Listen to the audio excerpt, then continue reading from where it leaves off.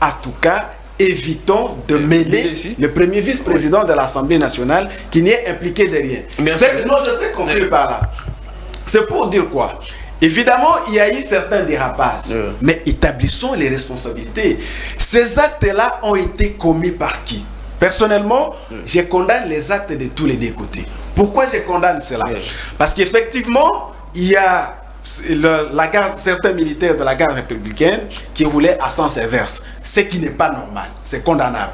Mais est-ce que le fait pour la garde républicaine de rouler dans les sens contraires donne droit à certains policiers de les désarmer? Là, on dit aussi, non, écoutez, c'est très important, il faut que l'opinion les sache. Il faut que l'opinion les sache, parce que ça, c'est raisonnement technique. Oui, je vais chuter par là. Est-ce que le fait pour les militaires de la garde républicaine de rouler à sens inverse donne droit à certains militaires de les désarmer? Encore, il s'agissait de quels militaires? Pour votre information et à l'information de mon co-débatteur, l'unité qui protège les institutions fait partie d'une unité au sein de la police. Au sein de la police, il y a une unité de protection des institutions et des personnalités. Lorsque vous constatez qu'il y a un dérapage de la part de la garde républicaine, c'est que la garde de Kabound aurait pu faire, c'est de prendre les numéros d'abord du véhicule, prendre les numéros matricules du militaire qui a commis ce genre de contravention et se référer à sa hiérarchie. Mais le fait pour ce policier-là, qui n'est même pas un policier militaire, de se comporter de la sorte, c'est condamnable. Merci beaucoup. Mais les rebondissements aussi de la garde républicaine. Lorsque vous constatez que les éléments de la police se sont comportés, en tout cas de façon bizarre, mais référez-vous à sa hiérarchie. Merci beaucoup, Aindo. Je reviens à vous. Alors, Bélès, il y a une question que je pose, une autre question. Nous prenons la formation, ou soit les recrutements au niveau de nos forces de l'ordre et également les gardes, ainsi de suite, la protection commise auprès de nos autorités. Est-ce ces recrutements, cette formation se passe en bonne et due forme, ou bien les couacs se trouvent à quel niveau? Très bien, mais avant de répondre... Oui, exactement. Avant de répondre à votre question, je voudrais une fois encore rencontrer mon ami Aindo. Je lui pose la question par votre canal, bien sûr. Est-ce qu'il peut me dire pourquoi est-ce que les éléments de la garde républicaine sont partis punir les éléments qui ont été... qui sont... Punir ou se rendre justice? Je dirais ça comme ça. Même se rendre justice, soit... Est-ce qu'il peut me répondre là aussi? Est-ce que je peux vous répondre? Oui, s'il vous plaît. Lorsque tu parlais... Vous écrivez. Oui, écrivez. Est-ce qu'il peut me répondre là aussi? C'est pour vous dire que non, c'était bien entendu la garde de M. Jean-Marc Kabound. Mais seulement, il ne m'a pas contredit. Et lorsque je lui ai cité l'article 88 ici, c'est justement dans ces conditions-là, parce qu'il faut établir justement les responsabilités, parce qu'il y a 3 niveaux de responsabilité, M. Kami. Il y a premier niveau de responsabilité, c'est celui de Jean-Marc Kabound, deuxième, c'est celui des policiers, et troisième, c'est celui de la garde républicaine. Là aussi, je voudrais rassurer mon ami, bien sûr, lorsqu'il parle de la responsabilité hiérarchique, bien sûr, parce que ces éléments-là, n'est-ce pas, gardent M. Jean-Marc Kabound. Et aussi, d'abord, peut-être, vous ne le savez pas, est-ce que ces gens ont les droits, soit la compétence d'aller, en tout cas, régler la circulation? Même si la garde républicaine roulait à sens inverse, est-ce que c'est aux militaires, soit aux policiers de Jean-Marc Kabound d'aller, en tout cas, interpeller ces éléments de la garde républicaine? Est-ce qu'ils en ont compétence? Il y a une police qui est pour ça, monsieur. Il y a une police qui est... C'est le service de roulage, bien sûr, qui doit normalement interpeller toute contravention routière. Là, tu n'as pas dit un mot. Mais seulement, le deuxième niveau des responsabilités, c'est justement les policiers qui sont partis, en tout cas, j'allais dire, arracher l'arme à ces éléments de la garde républicaine. Parce qu'ici, l'article 28 de la Constitution dit que l'on ne peut pas exécuter un ordre qui est manifestement illégal, n'est-ce pas? Et ces éléments-là vont répondre par rapport à cette disposition constitutionnelle. Mais aussi, troisième niveau de responsabilité, c'est celui justement de la garde républicaine. Parce que la garde républicaine n'a pas compétence, soit n'a pas le rôle d'aller répondre, soit de revendiquer, soit de, pardon, j'allais dire... c'est faire justice, c'est justement à l'autorité militaire ou soit à la police elle-même de faire ce travail-là. Donc voilà, c'est là les 3 niveaux de responsabilité, mon cher ami, lorsque vous évoquez cette question-là. Mais revenons maintenant à votre... Non, avant de répondre à votre question, je voudrais raconter, monsieur Wilson Mouzemba. Lorsqu'il évoque des chiffres ici, monsieur, mais c'est quand même grave, non, monsieur Wilson. arrêtez de venir raconter votre propre vie ici sur ces plateaux, je suis désolé. Parce que, monsieur Wilson, nous pouvons tout dire ici sur ces plateaux en termes de conditions de vie de la population, sur ce peuple qui nous regarde, qui sait les réalités qu'il traverse, bien sûr. Parce que lorsque vous évoquez des sommes faramineuses, 5 milliards, 8 milliards, mais moi j'aurais bien voulu que tu puisses nous dire quelles sont les conséquences du point de vue social de la population congolaise. Est-ce qu'il y a changement? C'est-à-dire, est-ce qu'il y a augmentation, par exemple, des salaires des fonctionnaires? Il y a augmentation des salaires des policiers? Il y a augmentation des salaires des enseignants? Voilà, c'est comme ça que les... Mais bien sûr, je voudrais avoir toi. Oui, je voudrais vraiment...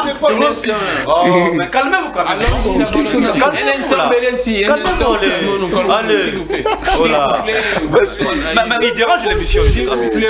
Je suis désolé. Respectons les franchement, lorsque vous parlez, je suis très calme. Répondez-nous sur cette question-là. Pour justement constater qu'il y a ces dépassements des assignations. Parce que c'est le discours de chaque jour. Mais j'aurais bien voulu que tu puisses dire au peuple, voici, face à cette augmentation de recettes, et nous sommes passés de tel salaire à tel salaire pour le militaire, par exemple. C'est comme ça qu'on fait. Donc, je reviens par rapport au recrutement. Et la formation. Oui, bien sûr. Oui, exactement. Il y a un problème à ce niveau-là. Parce qu'évidemment, vous savez, la police a la mission justement de protéger la population et leurs biens. Et pour le faire, justement, il faudrait que, en tout cas, ces éléments-là soient bien encadrés, bien aussi bien formés. Et surtout, la population doit avoir la confiance envers la police. Parce que si déjà la population n'a pas confiance à cette police, ça pose un problème. C'est-à-dire, lorsque vous avez un problème, que vous savez que non, si je pars à la police, je serai bien protégé, soit je vais bien... C'est ça les éléments qu'il faut justement prendre en compte pour permettre à ce que nous puissions avoir une police professionnelle, même l'armée. Parce que ce qui est vrai, c'est qu'au sein de cette police, il y a quand même des brebis galeuses. Il n'y a pas un problème à discuter là-dessus. Mais aussi, le travail des fonds doit être fait. C'est-à-dire, au début, comme vous l'avez dit, pendant le recrutement, et qu'on ne puisse pas prendre tous ces délinquants qui n'ont pas de travail et qu'on les injecte dans la police ou soit dans l'armée. Ce n'est pas correct. Wilson Mouzemba, la même question. Est-ce les recrutements au niveau de nos forces de l'ordre, la garde, ainsi de suite, vous pensez que nous sommes dans les bons ou bien il y a certaines choses qu'on doit corriger, rectifier ou bien améliorer? Je suis très content parce que au moins Belé a reconnu au niveau du recrutement, ça pose un problème. Le recrutement ne s'est pas fait seulement hier quand Félix Tshisekedi est arrivé. Ils ont fait le recrutement avant.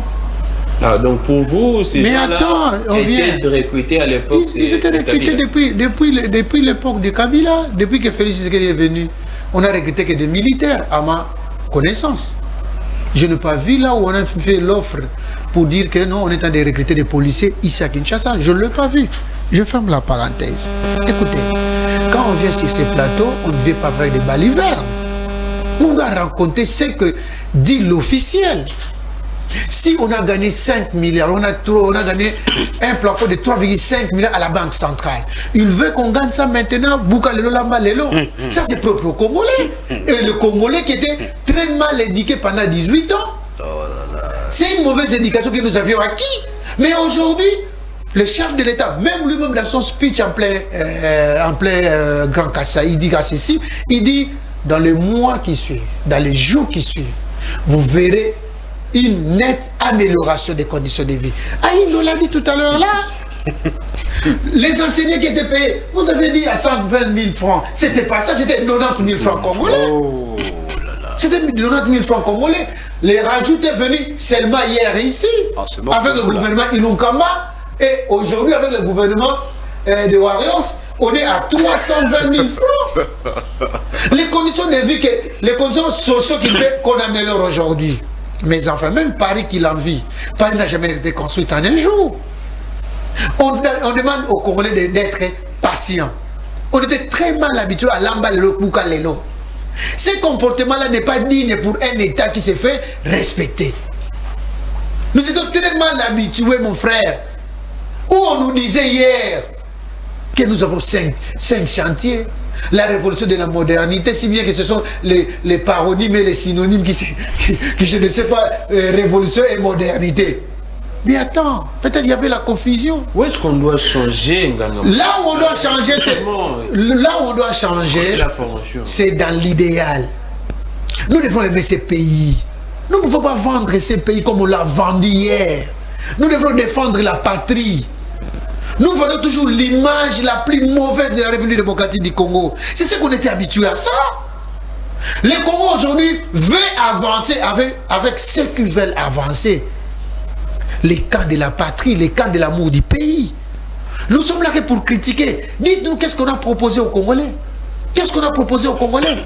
Le chef de l'État dit dans sa vision que les Congos de lendemain, nous devrons les préparer aujourd'hui. Pourquoi nous voulons seulement dire que non? Ah, pourquoi on parle de Kabila? Pourquoi on parle de 18 ans? Mais c'est l'histoire nous oblige d'épuiser pour dire voilà les titres comparatifs par rapport à la situation d'hier. Donc, les choses sont tellement simples, mais ne nous compliquons pas parce que c'est pour cela que j'ai dit mon frère aujourd'hui, il est tellement éparpillé. J'ai utilisé le mot, il est éparpillé. Donc, qu'il soit calme et posé, il va poser les jalons pour l'avènement d'une république digne de nous. Alindo, la même question également. Les recrutements au sein de nos forces de l'ordre, de l'armée, surtout on prend les tours. Est-ce que ce sont vraiment au point ou bien il y a des choses à recadrer compte tenu de tout ce que nous voyons, nous assistons à des bévues, des bavures de la part de nos policiers, les gardes, ainsi de suite? En tout cas, si M. Belessi était sincère, il allait s'agenouiller dans ce plateau et demander pardon au peuple congolais. Non, monsieur, arrêtez ton théâtre là. Tu arrêtes ton théâtre là. Allons-y, mais c'est du théâtre. Je peux continuer. C'est du théâtre. Un instant, vous aimez. Il devrait s'agenouiller et demander pardon au peuple congolais. Voilà. Pourquoi? Mais voilà la question qui devrait se poser au lieu de s'agiter. Allons-y. Amen. Pourquoi il devrait s'agenouiller sur ce plateau et demander pardon? Parce que tous les dérapages qu'on est en train de constater au sein de la police, c'est le résultat du recrutement qui a été fait par son régime. Voilà pourquoi il doit avoir la bonne foi d'accepter que oui, nous avons mal fait les recrutements. Nous avons recruté. Non, écoutez.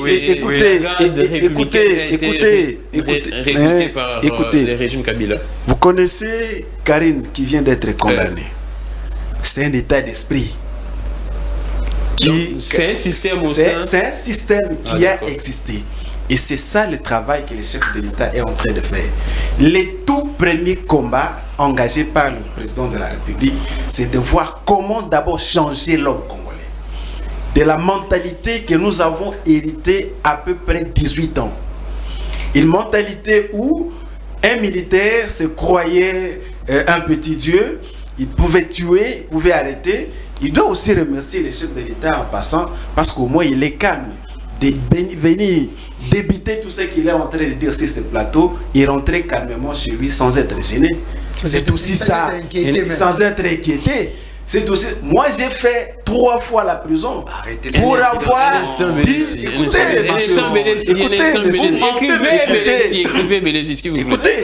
j'ai fait la prison 3 fois pour avoir simplement rappelé à M. Kabila de respecter les délais constitutionnels. J'ai fait la prison. Lui, au moins, il est calme. Ici à Kinshasa. Il est calme, il est capable de dire tout ce qu'il veut, rentrer chez lui, retrouver sa femme et manger du foufou sans être inquiété. Et il a aussi le courage de critiquer les chefs de l'État. La police, les bavures qu'on est en train de constater aujourd'hui à la police, c'est les résultats du recrutement qui a été fait par M. Kabila et dont le président de la République. Oui, mais je suis en train d'évoluer.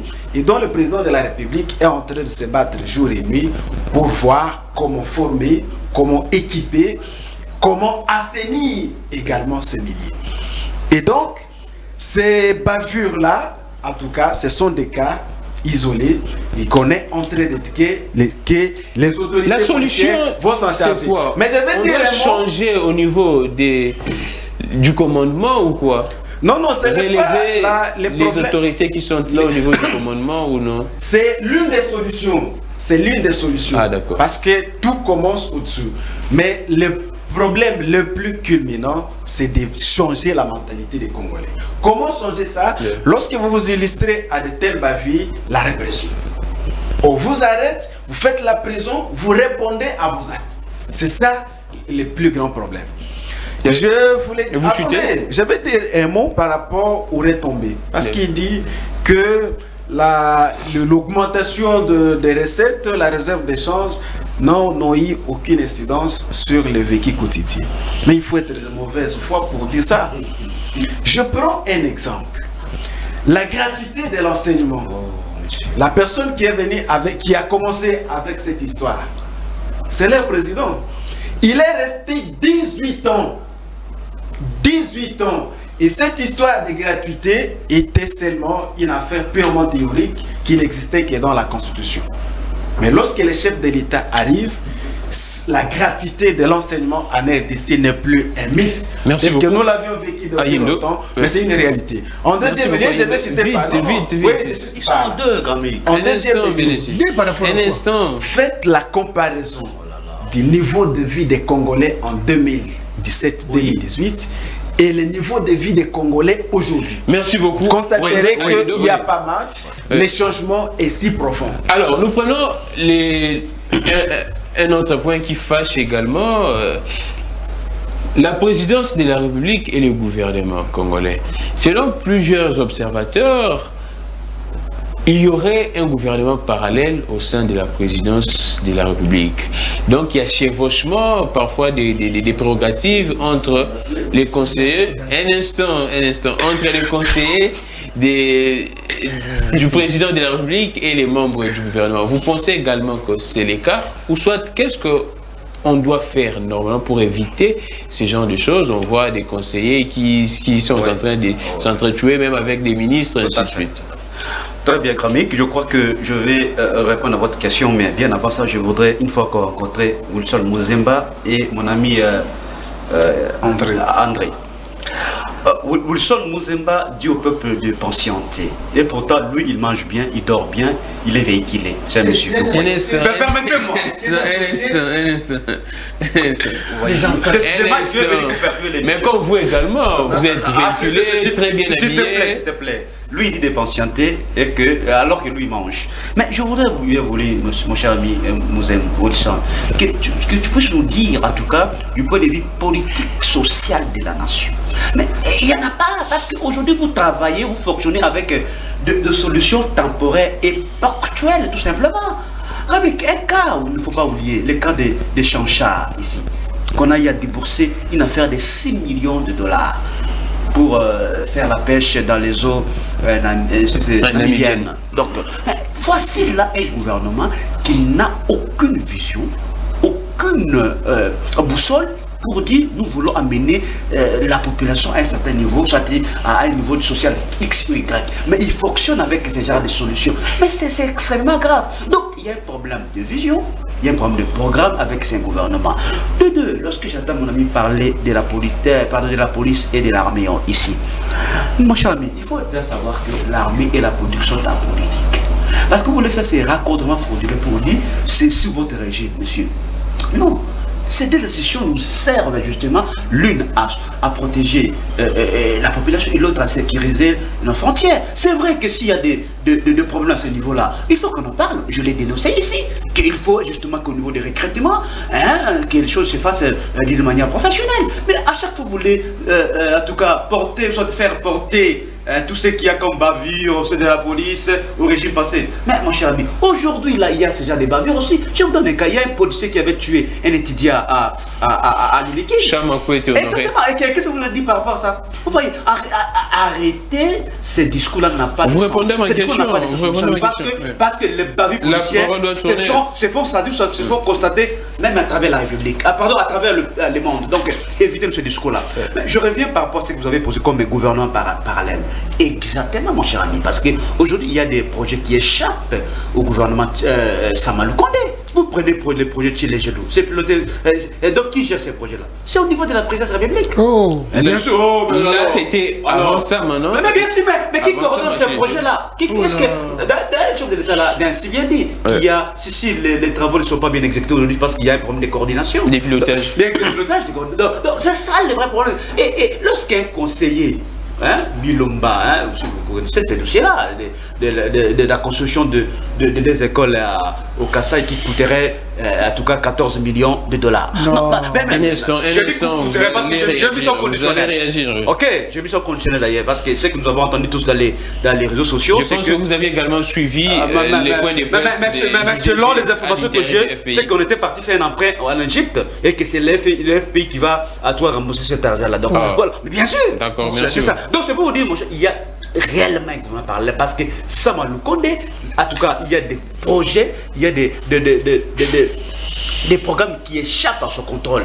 Et c'est ça que nous dénonçons parce que l'article 91 dit clairement de la Constitution que la politique de la nation est définie en concertation entre le président et le premier ministre. Merci beaucoup, Bélissi. Alors, Wilson Muzemba, la même question. C'est vrai que nous tous, nous avions suivi les points de presse du DG ad interim. Je pense Jean-Claude Kalenga qui dit clairement que c'est financé par les FPI, mais jusqu'à présent, ce n'est que 3,7 millions de dollars. Ça n'a rien à voir avec... non, c'est pour 6 projets. Ça n'a rien à voir avec les 14 millions dénoncés par l'honorable Ngoïka Sandja. Alors, Wilson Muzemba, on prend également, je ne sais pas, qu'est-ce qui se passe entre la présidence de la République et les gouvernements? Je n'ai pas l'habitude de dire que je vais recadrer ou je vais dire ceci. Je n'ai pas cette habitude-là parce que je vois ça, ce sont des petits mots qui blessent quelquefois. Mais si Bélis n'a pas la bonne information, je lui donne la bonne information. Si tu peux écrire encore une fois, non, comme tu l'as fait. Pas. J'ai la capacité de retenir les choses. Voilà, comme tu as la capacité, je vais te dire ceci. Le Conseil du président de la République fait les suivis et les contrôles des projets. Ce n'est pas un gouvernement parallèle. C'est pas possible. C'est une information.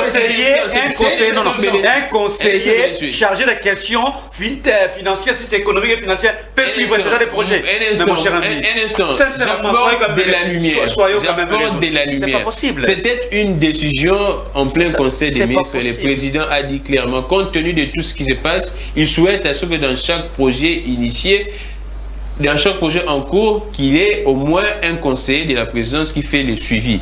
Et Marcelin Bilomba est également conseiller économie, finance et puis reconstruction. Donc il est dans tous les secteurs qui concernent la construction. Et c'est quoi maintenant le rôle du gouvernement? C'est quoi le rôle du gouvernement là, Grammy? Allons-y. Vous dépiécez les gouvernements. Un instant, Bélissi. Les maîtres de l'ouvrage, dans les cas d'espèces de Chile Gelou, c'est le gouvernement. À travers le ministre sectoriel. Tu n'as pas la matière. À l'époque, il n'y avait pas un gouvernement.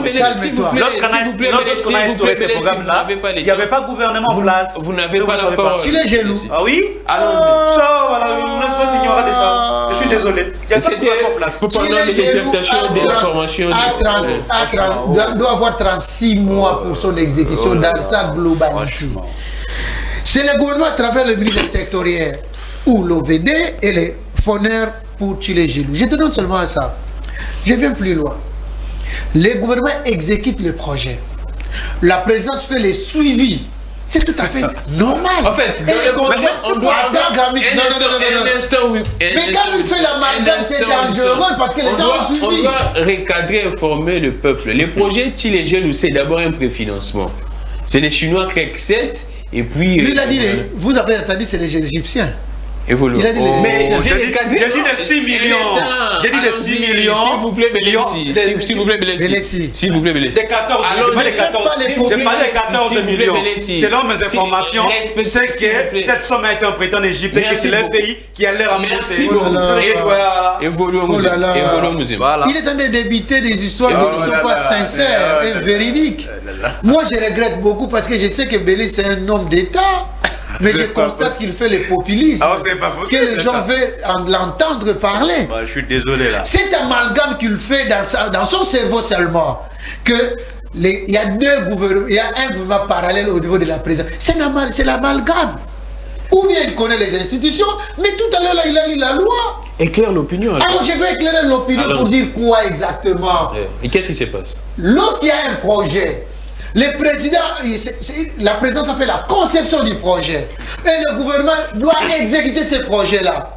L'exécutif, c'est qui, cher ami? C'est le gouvernement en place à travers les ministères sectoriels. Prenons les cas, vous avez entendu hier les ministres en charge de la pêche qui demandent que le gouvernement puisse octroyer au moins de l'argent pour acheter des bateaux de pêche. Et quand le gouvernement les dit, mais l'avis du président de la République était quoi? Que qui est la consommation de notre poisson à nous. Mais vous ne comprenez pas qu'il y a un mécanisme et dans ce processus-là, c'est là où vous verrez qu'il y a un conseil du président, de la présidence de la République doit y être pour les suivis seulement. Je prends le cas de Bilomba parce que c'est le cas qu'il a cité. Bilomba l'a dit. Dites-moi, c'est un projet de 14 millions que lui prétend qu'on a fait sortir. 14 millions, on ne peut pas donner entre les mains d'un individu. Mais il faut être. Faut azoba pour que ça rendez voilà. Non. Non, Moutamaïle, vous avez 14 millions. Mais attends, ça ne peut pas passer entre des banques et puis entre institutions. Laissez ce FPI. FPI dit j'ai déboursé à peine 3 millions quelques. C'est FPI qui l'a dit, ce n'est pas moi. Ce n'est pas qu'Abélès de nous amener des chiffres parce qu'il est ni exécutant, ni coordonnateur du projet, ni concepteur du projet. Pour avoir ses sources. Non, ça c'est la haine viscérale. Moté mamabé. Mais attends, tu t'invites. Je suis de donner la lumière. Je suis de donner la lumière. Et cette lumière que je te donne, la 14 millions ne doit passer entre les mains d'un individu. Le diable aussi donne la lumière. Un instant. Les 14 millions devraient passer par une institution que le FPI qui est en train de financer ce projet. Et le FPI nous dit, moi et toi, par rapport aux médias, qu'il a déboursé à peine 3 millions et quelques. Maintenant, qu'est-ce que vous voulez? Vous voulez le faire habiller Vous cherchez les sexes des anges pour avoir la vérité. Merci beaucoup, Ngangamaele Aïlo. Nous prenons la même question. Vous êtes également juriste. Quelle serait la délimitation entre les prérogatives des conseillers et puis des membres du gouvernement? Messieurs les journalistes, cette émission a un caractère pédagogique. Allons-y. Lorsque nous venons dans un plateau sérieux comme celui-ci, rassurons-nous que les informations à notre disposition sont fiables. Et surtout, nous maîtrisons les secteurs dans lesquels nous intervenons. Vous avez également les droits de recadrer. Il parle d'abord d'un gouvernement parallèle. D'où il tire cette conviction, c'est tout simplement parce qu'il a vu un conseiller du chef de l'État descendre, inspecter un projet en exécution.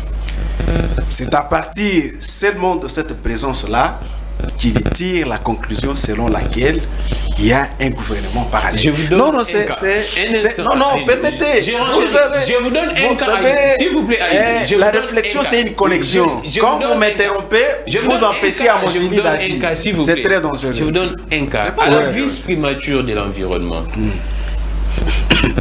l'institution, soit les ministères, s'est plaint parce qu'il y aurait un conseiller au niveau de la présidence qui serait en train d'empiéter aux prérogatives du ministre, ou soit du VP. Donc, à part les cas de Bilomba, je vous donne encore un autre cas. Moi, je préfère qu'on termine d'abord les cas de Bilomba. Allons-y. D'où mon ami tire sa conviction qu'il y aurait un gouvernement parallèle. Même les cas du ministère de l'Environnement, je vais y revenir.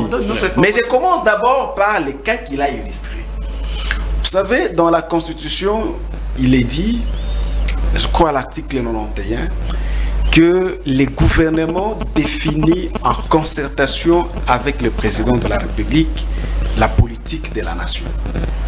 Et c'est le gouvernement qui assure l'exécution. Tout à fait. Je rappelle à mon ami que notre exécutif est bicéphale. Il y a institution président de la République et il y a un gouvernement qui est là pour exécuter la vision du chef de l'État. Parce que n'oublions pas que la personne qui sera responsable, redevable vis-à-vis du peuple en 2023, ça ne sera pas le Premier ministre. Quand bien même c'est lui qui exécute les programmes qu'ils ont définis ensemble avec le président de la République. Alors, qu'est-ce qui arrive dans les contextes actuels? Il y a eu un projet qui a été discuté en Conseil des ministres et qui a été lancé, et dont les gouvernements devraient prendre en charge pour son exécution.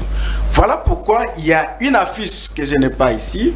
On a écrit le maître d'ouvrage, c'est le gouvernement. Dans quel projet? Dans le projet Tilégé. Vous comprenez? Le maître d'ouvrage, c'est le gouvernement de la République. Et le gouvernement, pour ce secteur-là, est représenté par son ministre sectoriel. Des ITPE. Et le ministre des ITPE est informé de tout ce qui se passe et il en assure la coordination par rapport à ce projet-là. Alors, la présence des conseillers du chef de l'État, il y a 2 conseillers qui sont descendus. Il y a les conseillers aux ITPR et les conseillers aux ECOFIR. Pas ECOFIN, que mon ami confond avec les COFIR. Vous comprenez? Parce qu'il se demande, non mon cher ami, calmez-vous. Calmez-vous. Non, calmez-vous. Écoutez mon cher ami, cette précision est de taille pour notre peuple, pour l'opinion qui nous suit. Vous comprenez? Il y a une différence entre les COFIN qu'il est habitué à attendre à l'Assemblée nationale. J'ai dit des questions financières et économiques, monsieur. Il est conseiller en charge des questions financières et économiques. C'est ça ce que j'ai dit. Je n'ai pas parlé de COFIN de l'Assemblée nationale. Mon cher ami, en philosophie, on dit ceci. La vérité n'est ni en moi ni en toi. Mais elle est à l'horizon de notre échange. Ce qui explique l'esprit d'écoute et de tolérance. Tu as eu tout autant de paroles. Si tu as quelque chose à écrire, je t'ai même prêté mon stylo. Il faut écrire. Il a peur d'écrire. Voilà. Quand tu auras ton temps de parole, tu vas répliquer. Mais prenez quand même le temps. Donnez quand même la chance à ceux qui veulent apprendre d'apprendre. Vous comprenez? J'étais en train de dire qu'il y a une différence entre les COFIR et les COFIN. Les COFIN, c'est économie et finance. C'est ce que au moins M. Bélis connaît. Mais les COFIR, je pense que c'est peut-être la première fois qu'il attend ça. Économie, finance et puis... évoluons. Mais tu t'attends de ces futilités, mon cher ami. Évoluons. On n'a pas besoin de ça. C'est une bonne leçon. Oui, c'est une émission qui a un caractère pédagogique. De futilité, mon cher ami. Les COFIR, c'est l'économie, finance, virgule, reconstruction. Alors, vous comprenez? Est-ce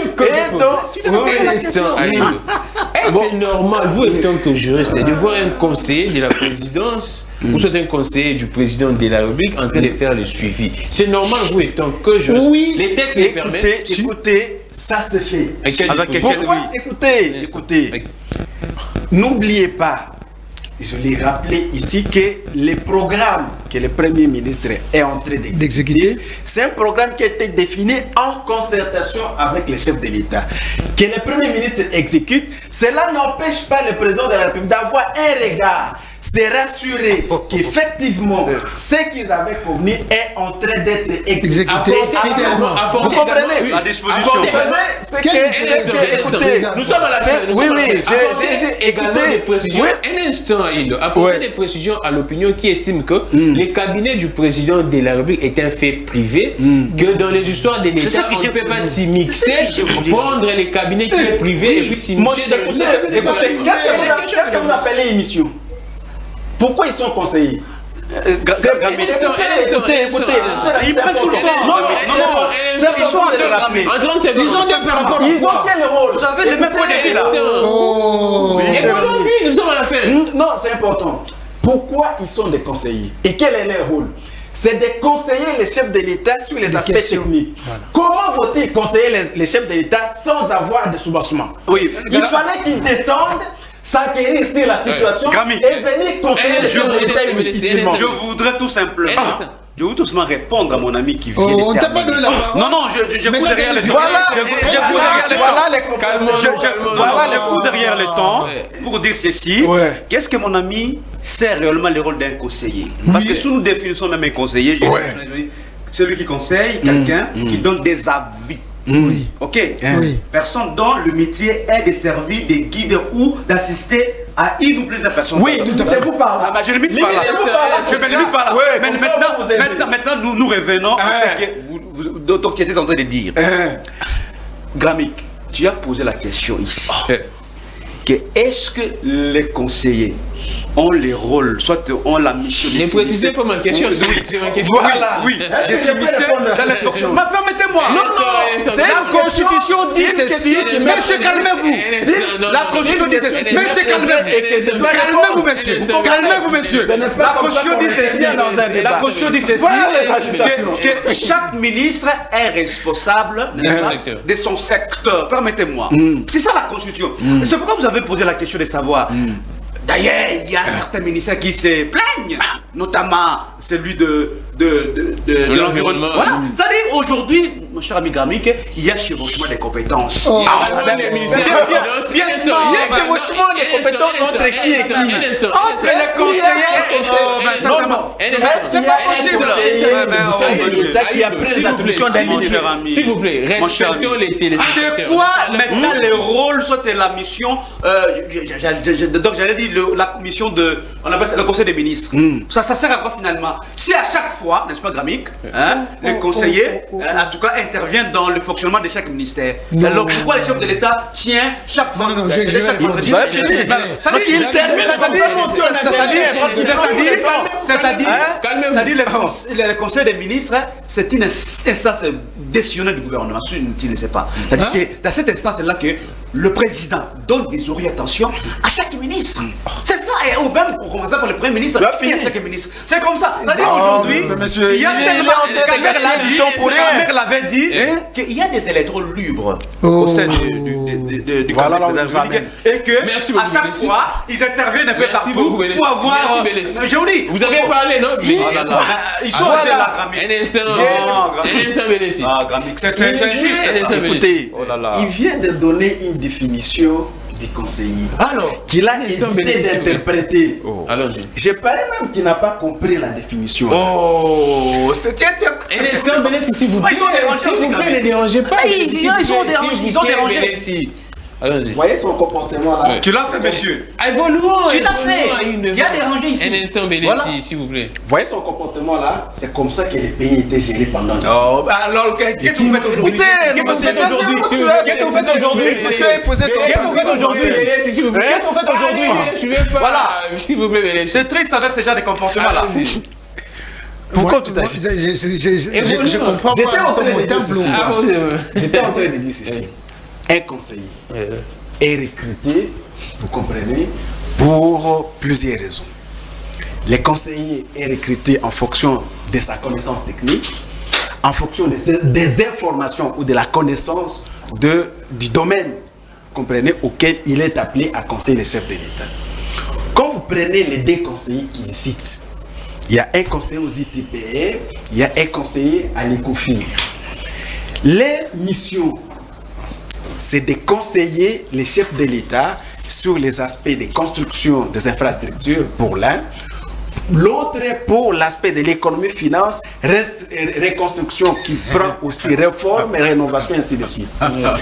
Lorsque le président de la République lance en concertation avec le Premier ministre un projet, le président de la République a le plein pouvoir de se rassurer que le projet est en train d'être exécuté à bonne et due forme. Ça permet en sorte que, à chaque fois qu'il y a conseil des ministres, il puisse se rappeler à l'ordre, soit qu'il y a un ministre qui se compromet, ou il y a dans les cas par exemple, où le premier ministre tolérerait certains actes. Le président de la République ne peut pas être partout au même moment. Écoutez, le président de la République ne peut pas être partout au même moment. Voilà pourquoi il peut déployer les conseillers pour inspecter, lui amener des informations, en faire en sorte de recadrer s'il y a l'État perdu son sens. Mouzemba, je vous pose un instant s'il vous plaît, je vous pose la question. Apparemment, si je comprends bien ce qui se passe, il y a rupture de confiance entre le président de la République et le gouvernement. Exactement, c'est ça. Un instant. C'est une mauvaise lecture. C'est une mauvaise lecture. Mais ça n'existe pas. Selon toi. Non, laissez-moi. Nous sommes en train de réfléchir ensemble, s'il vous plaît. Allons-y, nous. Il n'y a pas rupture de confiance entre les chefs de l'État et les chefs du gouvernement. Pour preuve, tous les conseils des ministres, les chefs de l'État est là, et le Premier ministre aussi est là. Mais par contre, le projet n'est pas sûr que si un projet est mené par un membre du gouvernement, le projet va arriver à terme. Dans un projet, il y a 3 étapes. Allons-y. Il y a l'étape de la conception, il y a l'étape d'exécution, il y a l'étape de suivi. Et ces étapes-là doivent être accompagnées pour qu'il y ait l'exécution à mon avis du projet en question. Prenons les cas dont on parlait. Sous examen.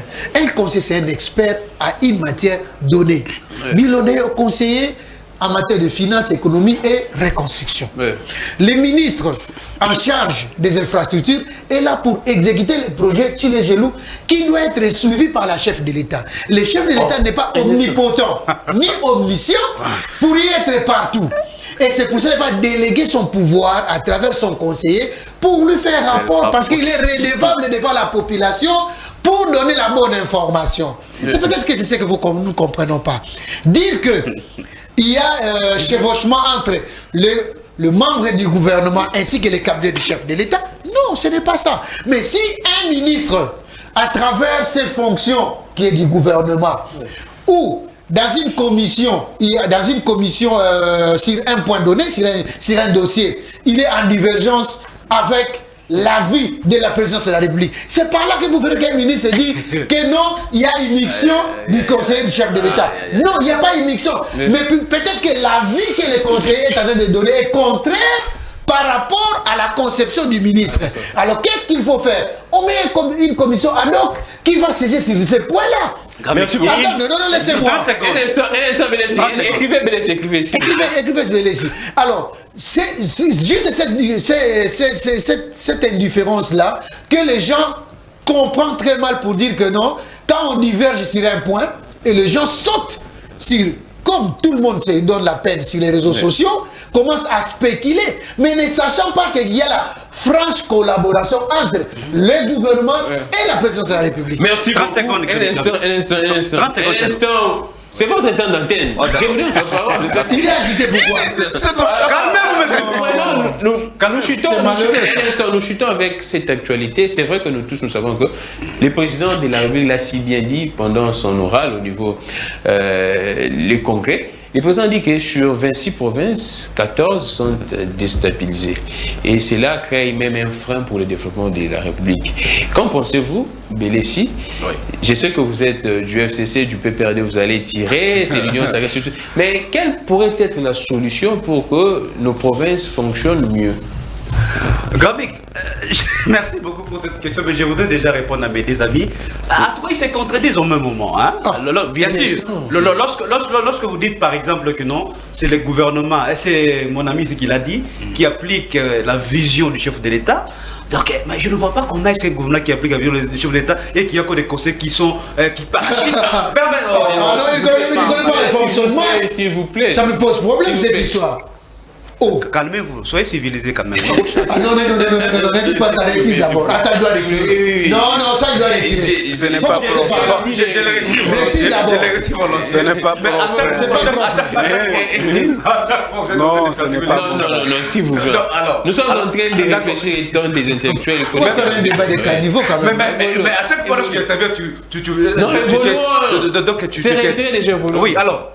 Ils se contredisent au même moment parce qu'ils ont dit ici que le gouvernement est là pour appliquer la vision du chef de l'État. C'est pourquoi vous avez posé la question de la confiance entre le gouvernement et le président de la République, soit le Premier ministre et le président de la République. Parce que s'il y avait confiance justement, s'il y a un projet qui est initié, donc c'est le gouvernement qui applique la vision du chef de l'État. Mais pourquoi aujourd'hui les conseillers s'immiscent donc dans le fonctionnement de ces différents ministères? Donc il y a un problème justement de crise de confiance entre les présidents de la République et le gouvernement. Donc je reviens maintenant par rapport à la question. Si vous êtes mal à l'aise, mon cher ami, je retire vraiment cette parce que je l'ai vu être un tout petit peu calme.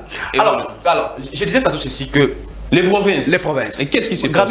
Vous venez là de c'est ça qui est vrai, le développement commence toujours par la base. Exactement. C'est ça le principe. Mais si aujourd'hui les provinces sont déstabilisées, c'est l'union sacrée, mon cher ami. Je savais. Mais c'est ça la vérité.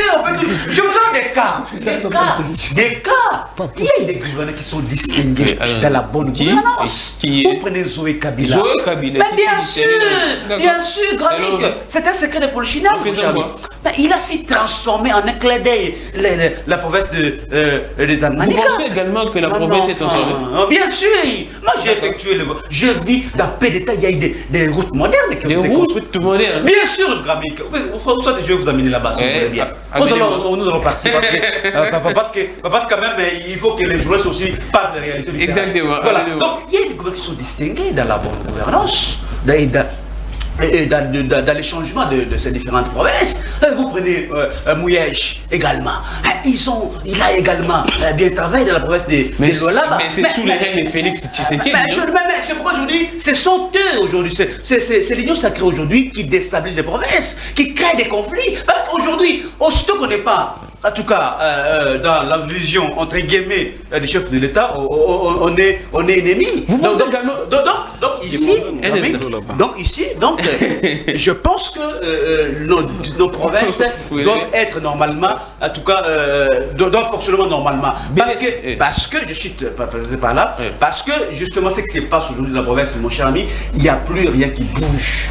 Aujourd'hui d'ailleurs, vous constaterez avec moi qu'il y a l'exode rural ici dans la ville de Kinshasa, parce que justement, tout le monde pense que c'est à Kinshasa qu'on peut trouver l'eau, le courant et qu'on sort. Donc c'est un peu ça. Mais si on réfléchit, avant de prendre à Yindo, vous pensez également que Mouyège travaille bien, Zoé travaille bien sous les règnes des Félix. On travaillait bien. On travaillait bien. Oui. Mais c'est dans l'actif du président de la République. Vous pensez que Félix voit que ses gouverneurs travaillent bien et puis il laisse à ce que ces gens-là soient déstabilisés? Non, c'était une question de la construction, bien sûr, de cette union sacrée. Parce que tout le monde était en désaccord avec la vision, entre guillemets, du chef de l'État, donc qui était un ennemi. Alors, donc on sacrifie son bilan pour l'union sacrée. Bien sûr. Vous pensez vraiment que c'est rationnel, c'est logique? Mais c'est ça, parce que par rapport à la déclaration qui avait été faite, d'ailleurs, Zoé Kabila n'avait pas signé, selon par tous les gouverneurs, on avait reçu ici tous les gouverneurs pour qu'ils fassent leur adhésion au sein de l'union sacrée, et que Zoé Kabila avait refusé de parapher, en tout cas ces communiqués-là. C'est pourquoi on a créé tous les ennuis sur la tête de Zoé Kabila et Mouyège, parce que lui, il n'était pas tout simplement recevoir le sénateur Abidjan Kabila, et on a créé encore des problèmes. C'est ça la vérité, mon cher ami. En fait, vous pensez que nous prenons également ces projets de développement des 145 territoires.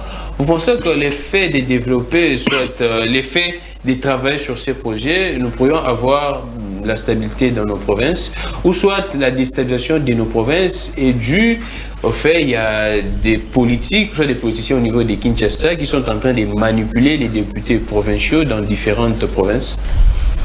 En tout cas, les raisonnements de mon ami Bélissi ne me surprend pas, parce que lorsqu'on a vécu dans la dictature pendant et longtemps, dictature au sein du parti, dictature dans la gestion de la chose publique, on ne peut que réfléchir de cette façon.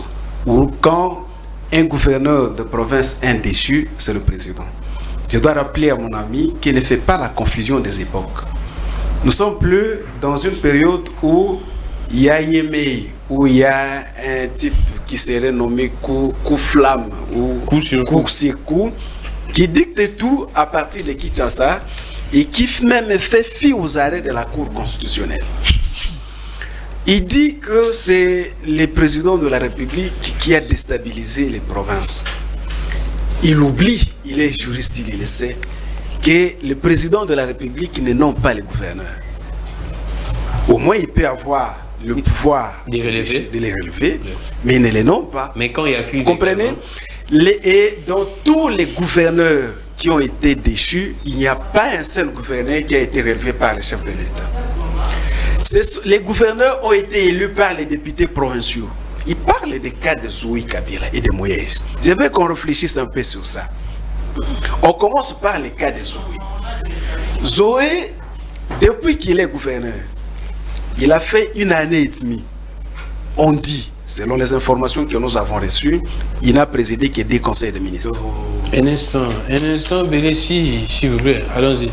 Mon cher ami, je vous informe que je suis suffisamment outillé pour les cas de Zoé. Vous comprenez? Suffisamment outillé en termes d'informations et de données sur les cas de Zoé.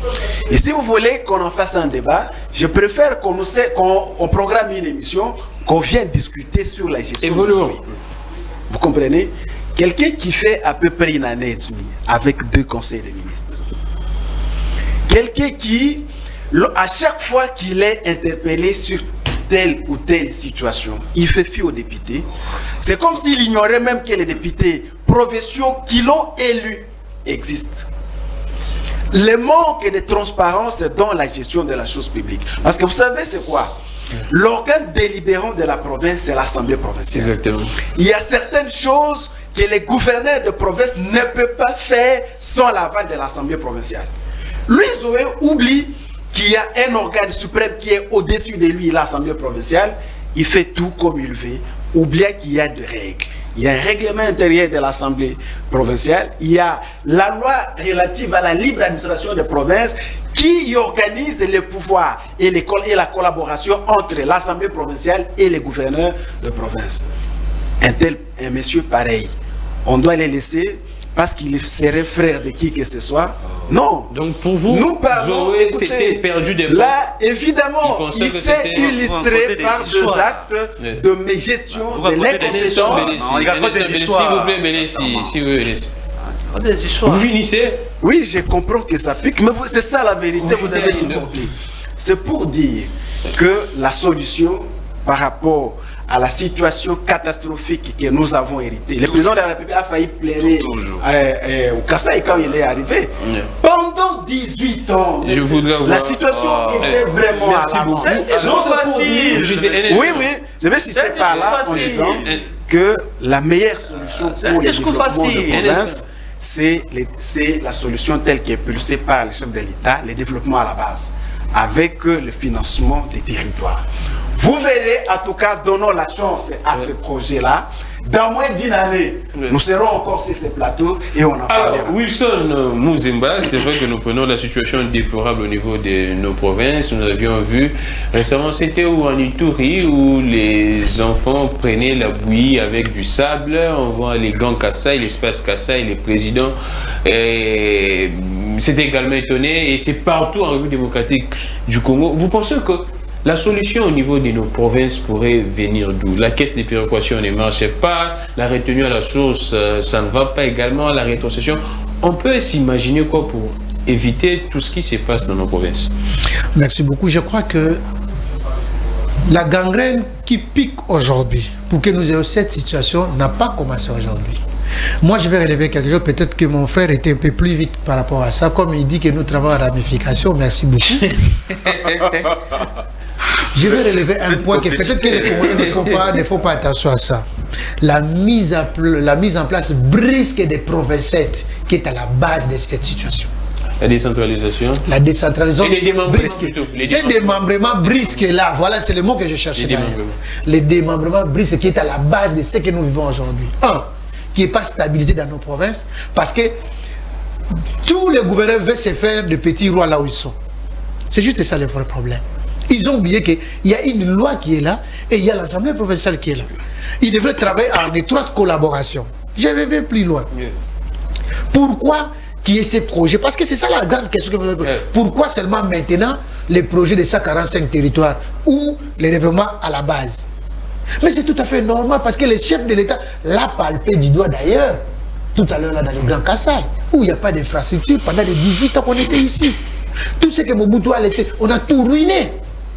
Alors, il ne peut que commencer par la base pour diminuer, l'exode rural. C'est un grand problème. Où on doit payer quelqu'un qui est en Gadajika, on doit le payer vers Kananga. Et la personne doit se déplacer avec tous les risques possibles. C'est pour cela qu'il tient mordicus à voir les développements à la base. Et ces développements-là qui vont faire que, à l'époque, on n'avait pas besoin de venir à Kinshasa. Quand on est en plein Kananga, je n'ai pas besoin de venir à Kinshasa. Je vends tout dans les Kananga. Mais aujourd'hui, on n'en peut pas. Il n'y a pas l'eau, il n'y a pas l'électricité. Une situation qui a perdu. Même Kabila, à l'époque de sa campagne, il dira: je connais vos désidérata et je vais résoudre les problèmes d'eau et d'électricité ainsi que de MIBA. Qui ne le sait pas? Est-ce qu'il a résolu ça pendant 18 ans? Non, c'est un grand problème. Les gens ont peur qu'on puisse les rappeler. Monsieur, tu m'as qualifié de tout à l'heure là. Ne nous amenez pas dans un débat. S'il vous plaît, Bélissi. Faisons des choses comme les intellectuels. Ah oui? Alors, à un moment donné, nous devons faire des retenues quand nous disons des choses devant la télé. Et cette population-là qui souffre, il a parlé que le chef de l'État a vu les gens vers Chikapa qui souffraient. Non, moi je fais Tenke Fugurume. En quittant les minéraux, vous faites juste 2-3 km. C'est plus pire. Les gens souffrent à outrance parce que tous les minéraux vont ailleurs. Ouais. Rien n'est fait ici à la République démocratique du Congo. Même les contrats sociaux que les sociétés privées ont signés ici. Je prends le cas de cette histoire de Chinois qui devraient nous concernent fils que 35 écoles. Ils n'ont jamais respecté ça. Ici au Congo. Pendant combien d'années la communauté internationale a réclamé. Non, cher ami, à un moment donné, nous devons avoir honte. L'autorité de l'État n'est inexistante. C'est même la question que nous allons finir avec. Justement. Donc, avant que vous commenciez avec cette question-là, je voulais faire... Mais attends, vous avez peur? Non, c'est juste une leçon magistrale. Vous allez prendre une minute. Est-ce la dernière question? Vous répondez vraiment de manière très laconique.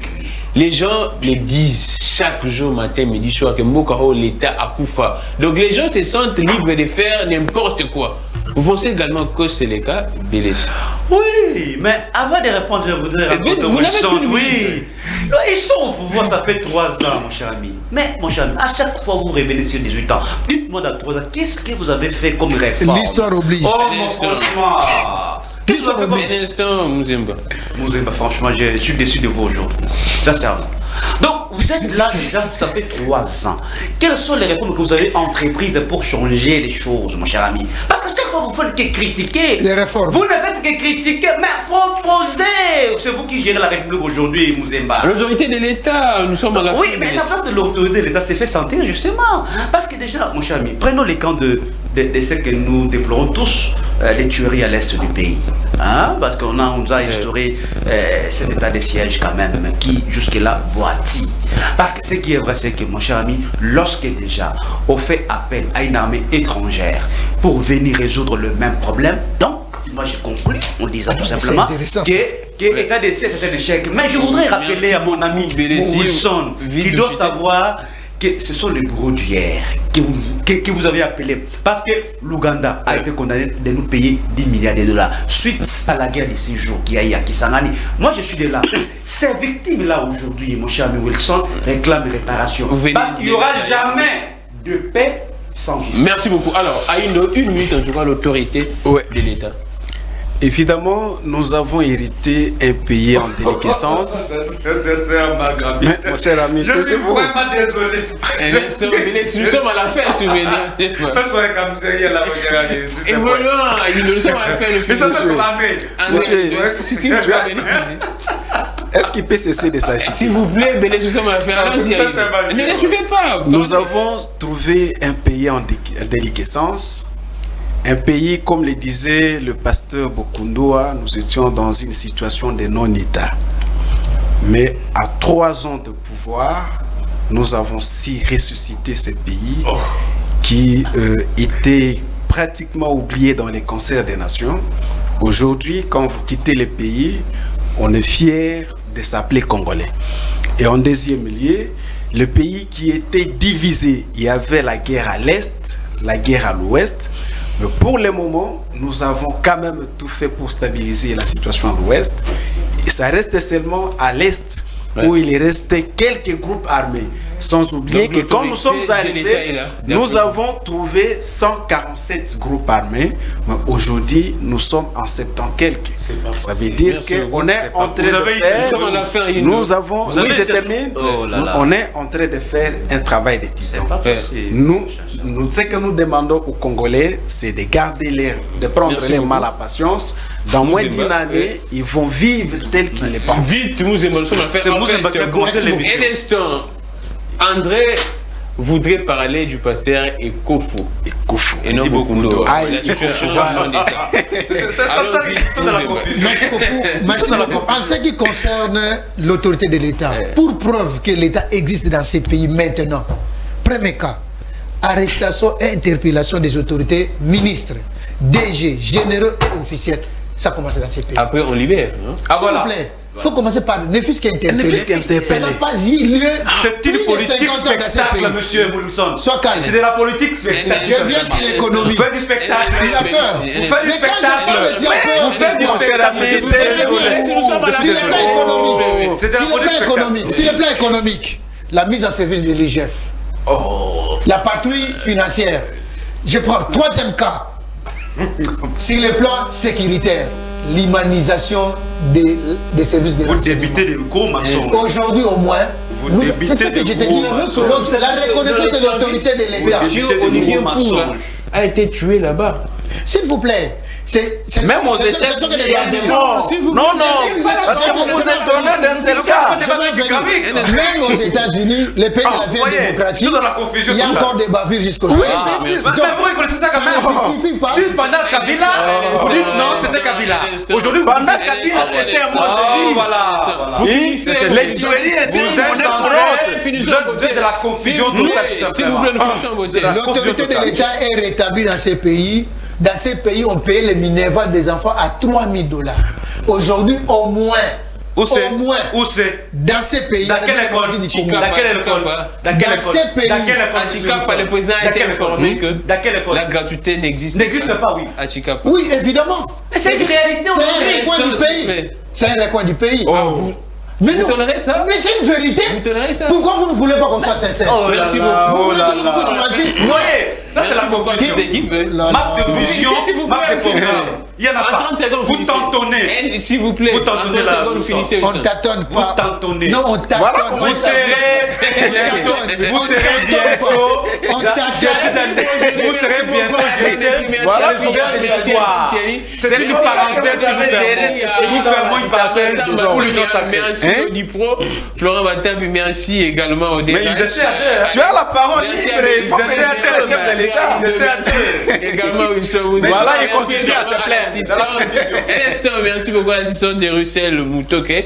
Je rappelle et je réitère encore toute ma compassion, toute notre compassion et condoléances. Belgodor, je vous salue, ça n'est fini pour aujourd'hui. Bon week-end chez vous, je suis Glamic Légan. 11h juste, 19h juste, 1h juste et 7h juste, les programmes de cette grande émission débat pour la nation. Les numéros là, écrivez-nous. Il y a déjà plusieurs appels et beaucoup d'appels. Sans oublier les relais sur YouTube, Peter Tiani RDC. Abonnez-vous massivement. Que les dieux de toutes les inspirations continuent de nous inspirer et de vous inspirer également. Au revoir.